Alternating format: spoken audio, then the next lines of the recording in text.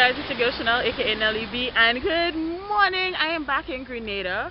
It has been long overdue. I'm here with Naki. I'm staying with her and her friends up in, pronounce the place?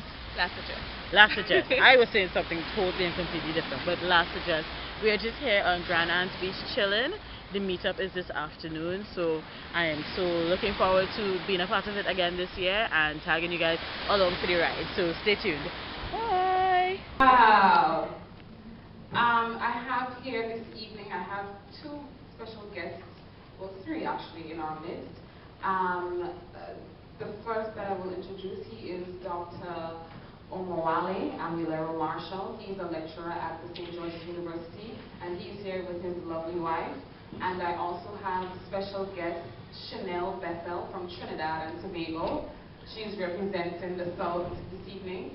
And I'm going to invite her right now to get the action going for you guys, because it's going to be kind of quiet.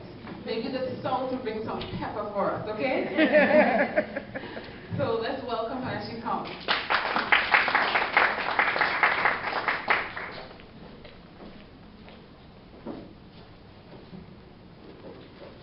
Good afternoon, everyone. So, for those of you who may not have attended last year, the programs came over, and long story short, we took Grenada by storm, and we had a fantastic time here. So, given the opportunity to come back, I jumped on a whim, bought my tickets, and jumped on a plane last night and came in. So, it is indeed a pleasure to be here in Spice to Isle again, and I'm already stocking up on my nutmeg ice cream to go back over to Trinidad. Standard of beauty, delicacy, to be like her, even a little bit, made us feel that we were a little more human. Now, sisters, all of us are beautiful. All of us are beautiful. So I'm not saying that our hair is the best hair, but I am saying that it is the first hair. It is the source hair. Whatever lies the European told, there is now no argument about the origins of the human species. Everybody concedes that all human beings have an African ancestor.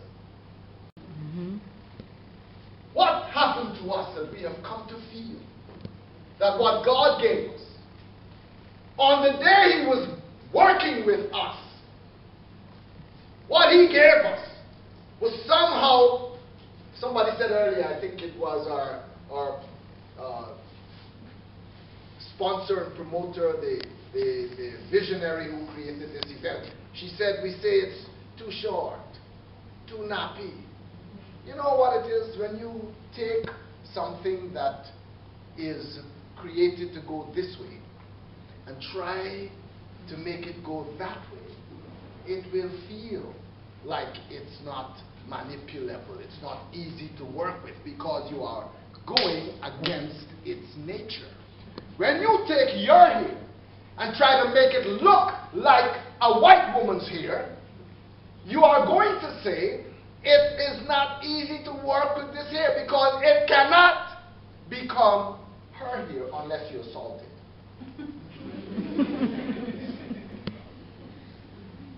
Your hairdresser wears gloves when she applies the chemicals to relax what is already the most relaxed here on earth. I am ready. I want to build a community. I want to build a community of other like-minded, femme-powered fempreneurs, right? I am always amazed by the amount of talent we have locally, and I want people who have these innate gifts and passions to see how those could be transferred into a physical product or a service. I keep meeting women who do things like make confectionaries and sweets and say, you have a good business going here, and they will tell you that's not a business. That's something others do. And it really disheartens me, because we need to take our mindset from the fact that a business is stilettos and handbags and really sleek suits business is more than that. If that thing you're doing, like I do in my pajamas sometimes, if that helps to keep the lights on, it's a business. And we need to really have a redefined business.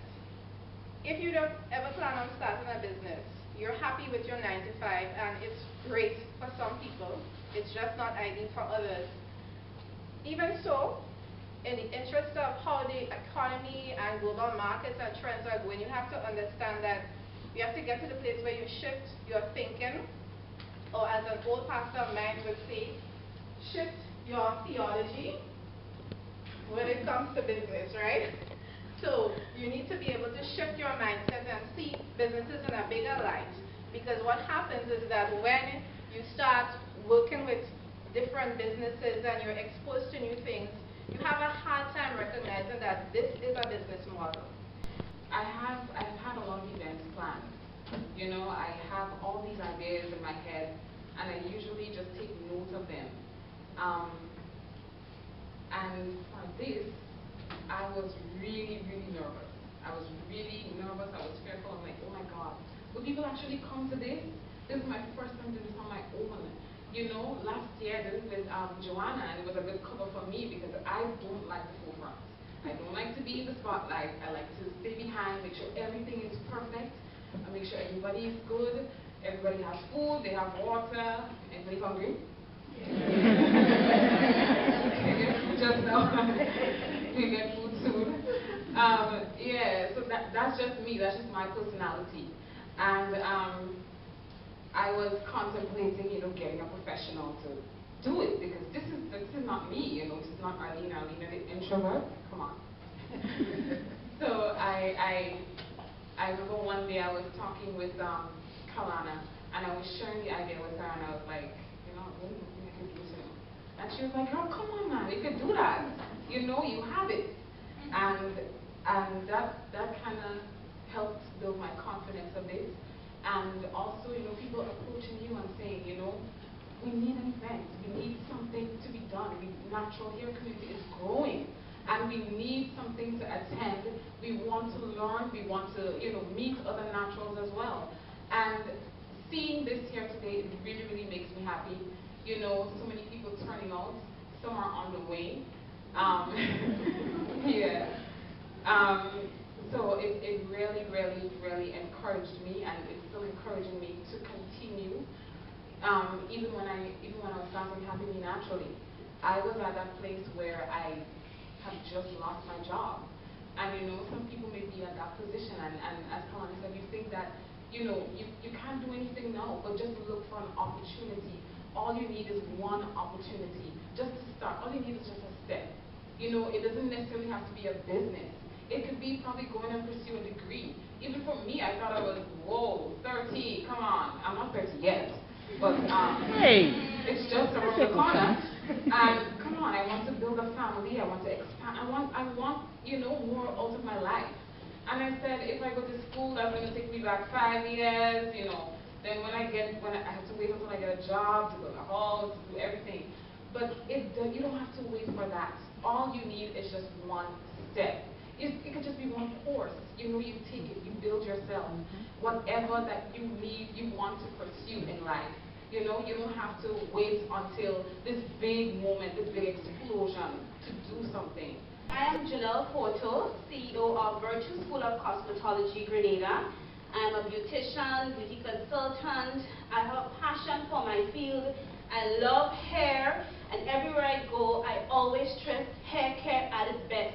There's something that I always say: love the skin you're in, take care of it, love the hair you're given, flaunt it. You know, I love to say those things because I think it's important. And beauty on the inside out, once you cherish that, it begins to radiate wherever you go. That's the power of beauty. Once you cherish it on the inside, it begins to radiate on the outside. So before I begin anything about color, I want to encourage you to love yourself, because you are fearfully and wonderfully made, and you are beautiful. Okay, women?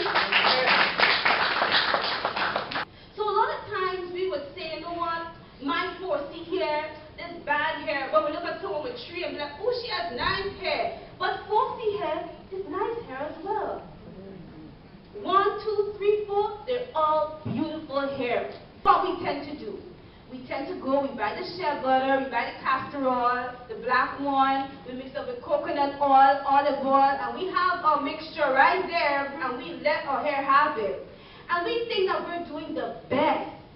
But through my analysis, if you put too much products on the hair shaft, it can swell the cuticle, it can shut it down, and that can lead to future breakage. We do not want that, do we? Right? So we need to love our hair, either in its mixture. Because hair goes through a pattern or a cycle, just as the water goes through a cycle. Right? You have evaporation, and of course you have condensation and precipitation for the water cycle. But then for the hair, we have something called anagen, catagen, and telogen.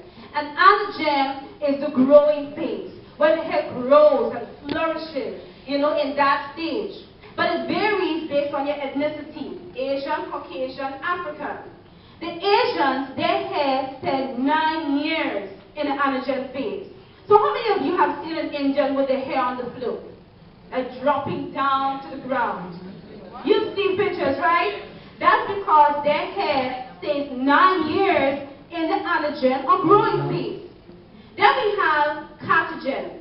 Catagen is the transitional phase, where the hair is moving from growing and getting ready to sleep. And then we have telogen, which is the resting phase of the hair goes to rest.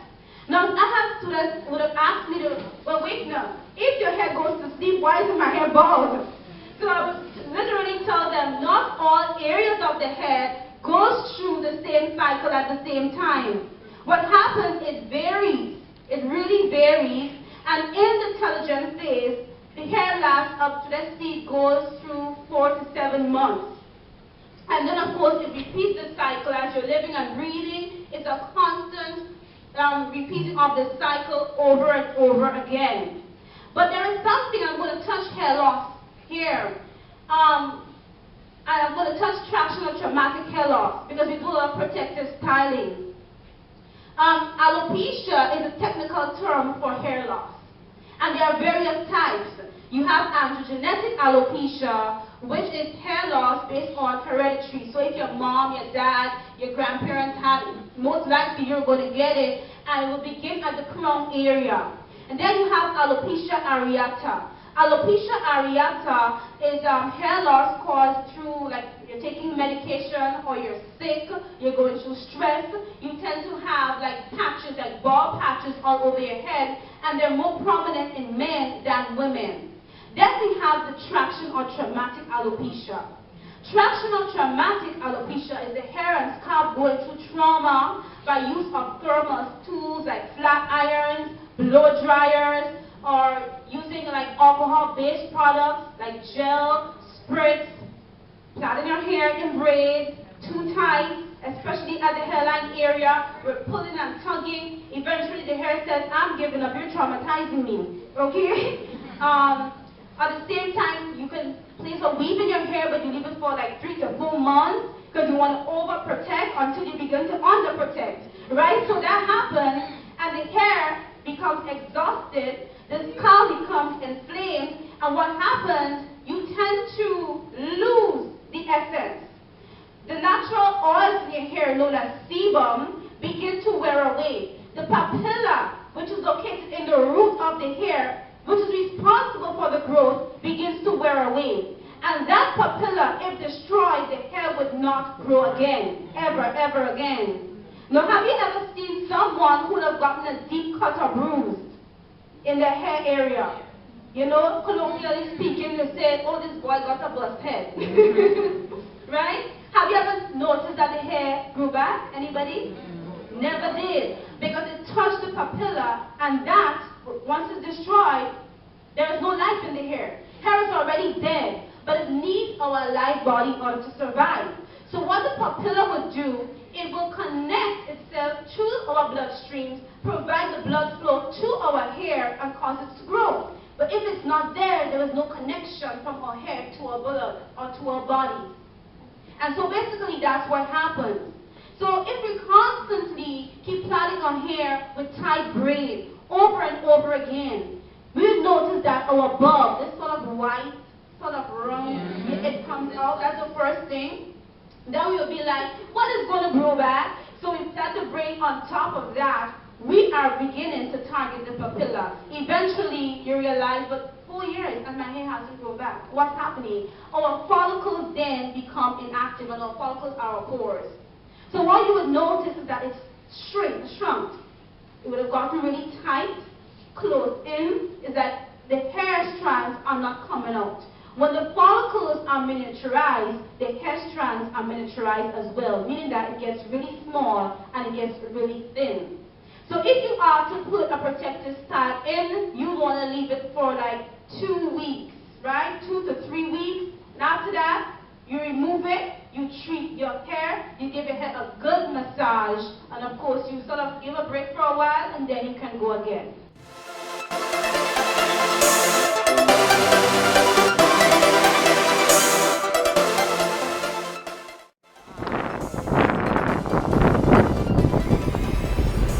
Oh wow, this is the boat we just came off of.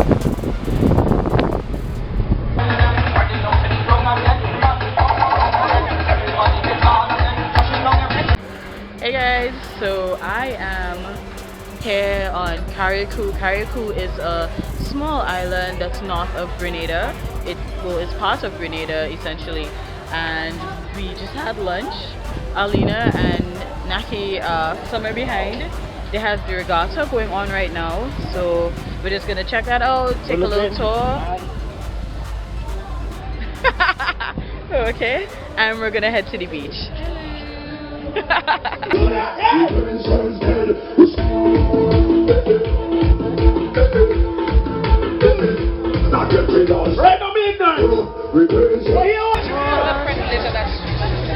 Up that street? Cool.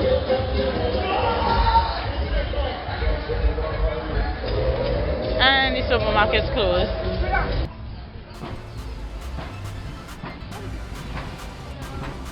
Hi. Oh wow.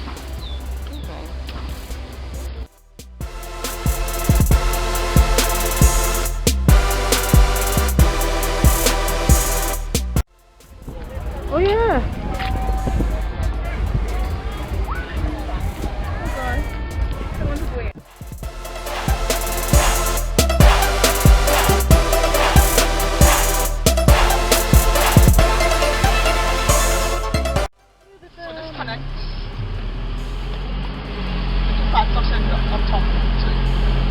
Is there any road overhead or? Yes, actually. Oh, okay. By the hospital, we pass there. Oh, so we pass it under the hospital, kinda? No, well, the hospital is more towards the left side. Oh, okay. But the Cool. road passes above there. So this is another shopping center. This is a cruise terminal. Oh, so when the cruises dock, they dock there. Yeah.